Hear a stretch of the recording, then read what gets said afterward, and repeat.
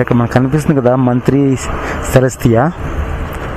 ఒకసారి నాకు ఇక్కడ నేను చాలాసార్లు పడింది స్విగ్గీలో. ఇప్పుడు బాయ్స్ చూడండి ఒకసారి ఇక్కడ మాట బండ్లన్నీ పెట్టింది ఇక్కడ బయట చూడండి అర్థమవుతుందో, ఇవన్నీ అవే. సో ఇక్కడ బయట బైక్ పార్క్ చేసి లోపలికి వెళ్ళి, అది ఇంకా లోపల ఎంత దూరం ఉంటుందో మేబీ ఒక 1/2 కిలోమీటర్ ఉంటుంది అన్నమాట. నేను చాలాసార్లు చిరాకేస్తున్నమాట ఇందులో పడితే. లోపల బ్లాక్ కేనో డీనో, ఫస్ట్ అది అక్కడ సెక్యూరిటీ చెప్పాలా, ఎవరు నువ్వు, స్విగ్గీనా, నీ పేరేంది, నీ ఊరేంది అని అడుగుతారు.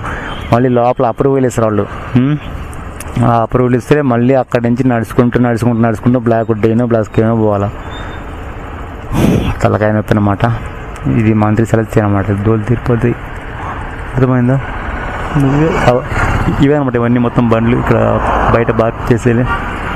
ఇక్కడి నుంచి నడుచుకుంటూ పోవాలి లోపలికి. ఇలా ఆపేది వాళ్ళు ఎవరు లేరబ్బా. ఇలాంటి వాటర్లు మంత్రి సెలెస్టియా కావచ్చు, అలాగే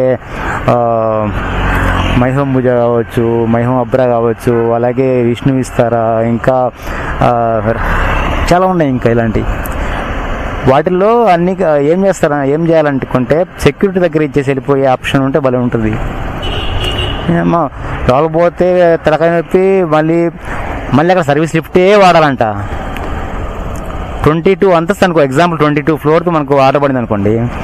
సర్వీస్ లిఫ్ట్లో పొరపాటు మనం అక్కడ పోయిన తర్వాత మన కర్మకాలి పైకి వెళ్ళింది, ఇంకేం చేయాలి? అది వచ్చేసరికి రేపు పొద్దున అయ్యిద్ది. సరే కిందకి వచ్చామా, ఆ సర్వీస్ లిఫ్ట్లో పైకి వెళ్తాము. స్టెప్ బై స్టెప్ పాపం మా స్విగ్గీ వాళ్ళు కానీ, బ్లింకిట్ కానీ, ఇన్స్టామార్ట్ కానీ ఉంటారన్నమాట. ఫ్లోర్ కాకుండా పోయి పైకి పోయి 22 34 ఎంతో ఉంటుంది కదా. సరే ఆ 34 అంతస్తు పోయిన తర్వాత వాళ్ళకి ఇచ్చి వచ్చేలోపు మళ్ళీ కిందికి వచ్చేస్తారు అన్నమాట. సరిపోయి మళ్ళీ అది కిందికి వచ్చి పైకి వచ్చేసరికి ఇంకా తెల్లారుతుంది అన్నమాట.